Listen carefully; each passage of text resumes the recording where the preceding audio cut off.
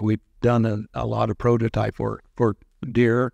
We've done a lot of prototype for rhino. They'll actually bring us mowers and say, run them. Yeah, run them. Beat them to death. And we oblige them real easily.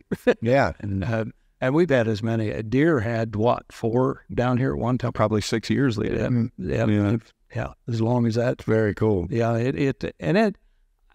I feel that's good for us. Yes.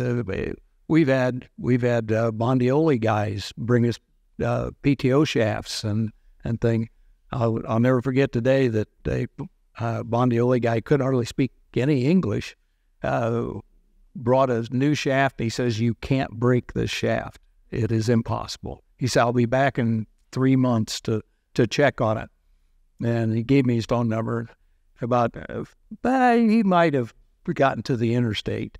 And I called him and I said, you ought to come back and see. This must be the end of 3 months because your PTO shaft just blew apart. No way. And he comes back and he looks at it.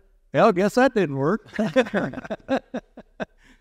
Oh, man. But things like that happen, and they've sent us parts and tried to do all kinds of things with it, which is good.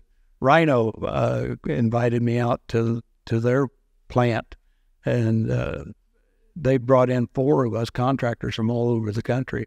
It was about like Chris was saying, different applications, different problems. And they took us into a warehouse. They took us to a tour of the plant, of course, and then they took us in this warehouse, and here's a brand new mower sitting there. And they said, well, we want you guys that were each take an engineer and go over this mower. And he said, then we'll go to lunch. So we did. Took us a half hour, and we tore that mower apart.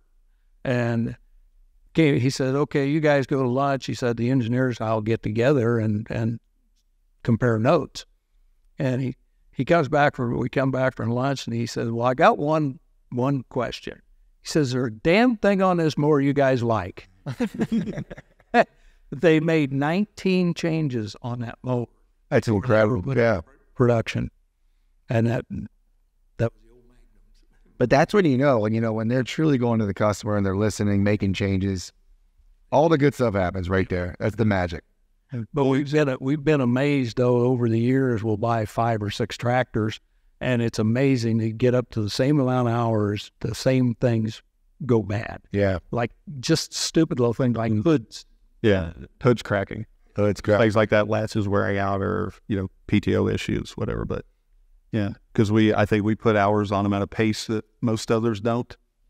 So, I mean, we're putting 1,500 or so hours on the tractor every year. Be 2,000. Yeah, it used to be 2,000. I've had well over 2,000 before. I got some questions. I think some of the last questions here is what everybody wants to hear about these days is the autonomous solutions, all the technology that's coming. You guys already briefed on JD Link, which was incredible because it's useful for everybody in different ways. Today, it's helping you understand where your equipment's at, the codes we talked about to relay back to the service department of the dealerships, and that level of transparency has helped out. What else has gone on or what's coming for you guys? What I would like to see, and I was asked this before by some deer guys, what would I like to see out of JD Link would be the ability to have direct communication with the tractor from a central hub, be it my computer or something like that. How could I dial into each tractor and give them direct communications? That way we eliminate personal cell phone use and things like that. Kind of, if you buy vehicles now, sometimes those vehicles have a phone number associated with them. And, how could I directly communicate with that particular tractor? And that is very interesting. Yeah, that would be something and it's not, we run into it a few times. One, I don't like being obligated to somebody else to have their phone with them. Yeah. Because a lot of these guys come to work and their phone's dead. Well, I can't get in touch with them. But at least I can get in touch with the tractor. Right. And I can, be it a message on the display or the ability to call into it. I remember I had a Suburban a long time ago with OnStar. It had its own phone number that you could call into it. And I was like, I would love to see the tractors have that technology ability in them. That's really interesting. And be like doing admin things. You bought the tractor, you have the driver, and he's in the tractor. He's already communicating with it. It's just an interesting thing because now you could communicate with them a little bit. Just our way of being able to go back and forth. Yeah, like you said, type into them. It eliminates it really more than anything. It eliminates the obligation for them to use their personal devices. Yeah, to get with me. Right. For whatever reason. I don't know if this helps us with the argument of John, you're not becoming Apple. Yeah, it's not typical cell. Well, it's an old technology. Literally going to be making a cell phone. But we, things like mapping and, kind of pinpointing things. There's a lot of, and I've talked to the deer before, there's a lot of things that are possible, I suppose, with the JD Link that we're hoping to see in the future. I mean, you guys think, I know the ultimate vision is going to be that one day, we just don't know when, you're going to say, okay, we have to mow this acreage and we can just send our autonomous tractor out there to mow it. I don't think you could do it ever because of the growth in construction. What is there this time? Mm-hmm. There might be 30 houses built in there the next time.